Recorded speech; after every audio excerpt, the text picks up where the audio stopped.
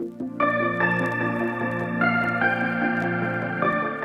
guys, today I'm going to be sharing with you my labor and delivery story. Caden was due on February 23rd, but he wasn't actually born until the 25th. For a couple weeks before my due date, I actually had been dilating. I got to about 3 centimeters by my due date, which made me really excited because I was like, oh my gosh, the baby's gonna come. And guess what? He didn't. On the 23rd, I actually passed my mucus plug, which I know is disgusting and probably way too much information, but that's just what happened. That night I was helping my mom hang a bunch of pictures in my sister's room, and I was just having awful Braxton Hicks contractions. Anyways, I went and laid down and sadly the contractions stopped. So it wasn't actual labor. So the next day my friend and I went to Target and we were walking around trying to just, because I've heard that walking helps induce labor, so I was like, oh, let's try it. I mean, we're past my due date anyways, why not? That night I was at my boyfriend's and it got kind of late and nothing was happening, so I just went to bed. And then I woke up around like 1:45 in the morning.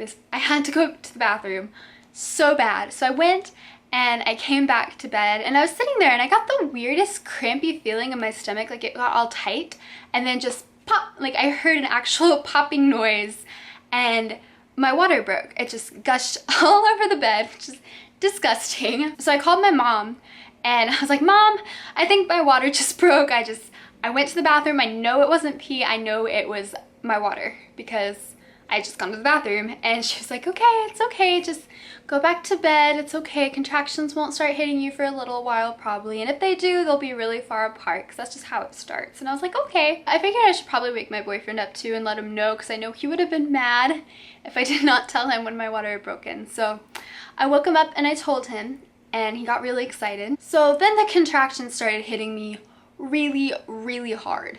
Like 4 or 5 minutes apart. Not the usual 20 or whatever it starts with. Nope, we skipped that whole part, just boom, 4 or 5 minutes. And I was like, oh, it's okay, like it'll be a while before the baby's here. I'm just gonna go take a shower. So I went and I took a shower because I knew that was probably the last good shower I was gonna get in a while. Then the contractions started coming every 4 minutes. We weren't at 5 anymore and my boyfriend was like, all right, let's go, we're going to the hospital. By the time I got in the car, my contractions were hitting me probably every 3 or 4 minutes. It was definitely speeding up.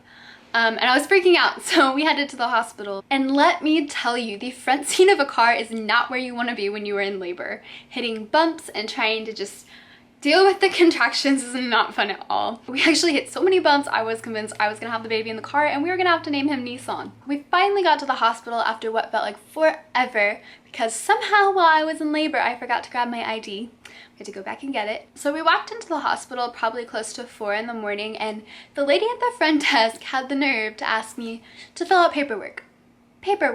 While having contractions every 2 to 3 minutes. That was not fun at all. Then she took us to a room and told me to change into a gown.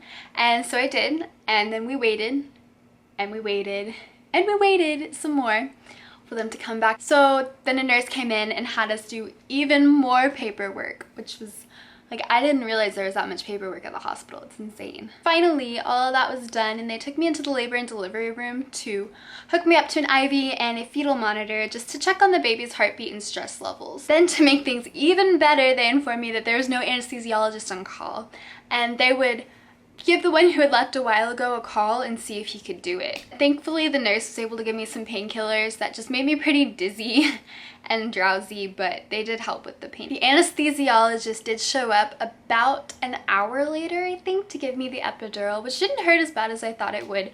I just had to sit during contractions with a huge needle in my back.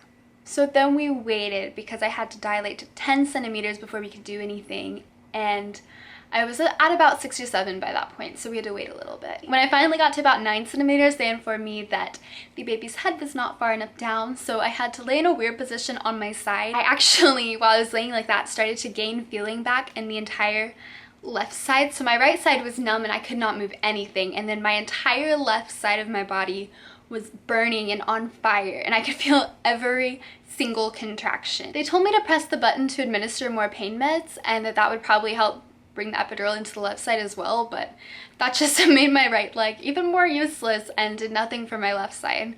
So I had to just flip around and keep moving, which was really hard to do when you can't feel half your body. So finally, a little after 1 p.m., everything was all ready to go and baby Caden was born, weighing 7.5 pounds and 19 inches long at 1:26 p.m.